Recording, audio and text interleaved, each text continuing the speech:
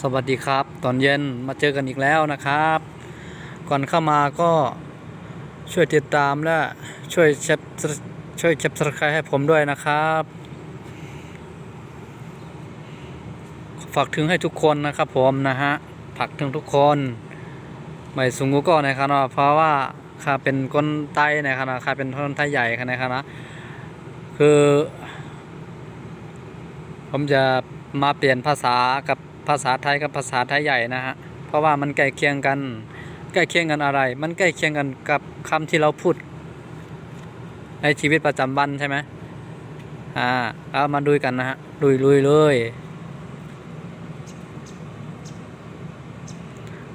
ข้อแรกนะครับข้อแรกข้างบนนะฮะอ่อนเฮากว่าเหล่จ่องไรคาพาฉันไปเที่ยวได้ไหมพาฉันไปเที่ยวได้ไหมครับได้ไหมคะก็ได้นะฮะคือผมจะอ่านตามนี้เลยนะฮะอ่านตามนี้เลยนะฮะเพื่ออยากให้คนผู้ชมและคนผู้ฟังได้เข้าใจกันง่ายนะฮะผมก็มาฝึกเขียนฝึกอ่านร่วมกันประมาณนี้อ่านคร่าวๆว่าถ้าหากว่าผมอ่านผิดผมเขียนไม่ถูกอย่างนี้ก็ขออภัยนะฮะอย่าให้ว่ากันนะต้องเข้าใจด้วย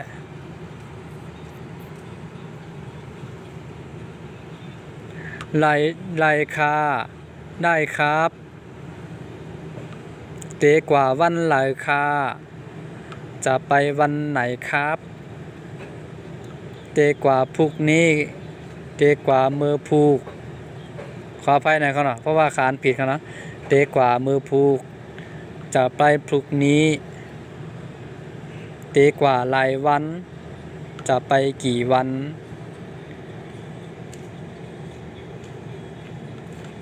ไปหู้ค่าไปหู้ค่ายังไม่รู้ครับ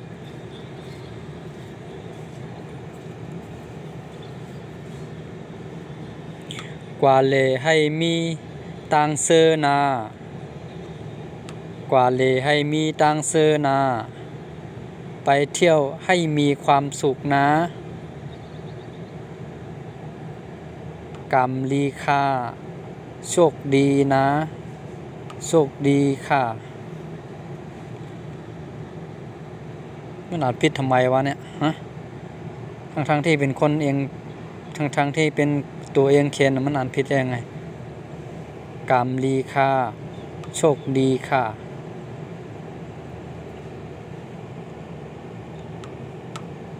เฮาฮักสือฉันรักเธอเฮาใจถึงสือฉันคิดถึงเธอสูจ้องใจถึงเฮาเธอคิดถึงฉันไหม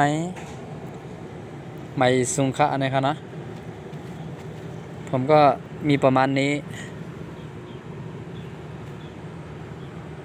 มันใกล้เคียงกันยังไงมันไม่เหมือนภาษาพม่านะครับเพราะว่าคือภาษาความที่เราพูดกับกันอย่างเงี้ยมันก็ใกล้เคียงกันนะฮะเวลากินข้าวกินน้ำก็เหมือนกันเป๊ะเลยนะฮะแต่ว่าเสียงมันไปคนละอย่างนิดหน่อยนะฮะพูดกลางหรือว่าพูดปลายประมาณนี้นะฮะก็ต้องฟังให้ถี่ฟังให้ดีนะฮะเพราะฉะนั้นผมก็ล่ำลาพี่น้องเขาไปก่อนแค่นี้ขอบคุณครับไม่สุงค่า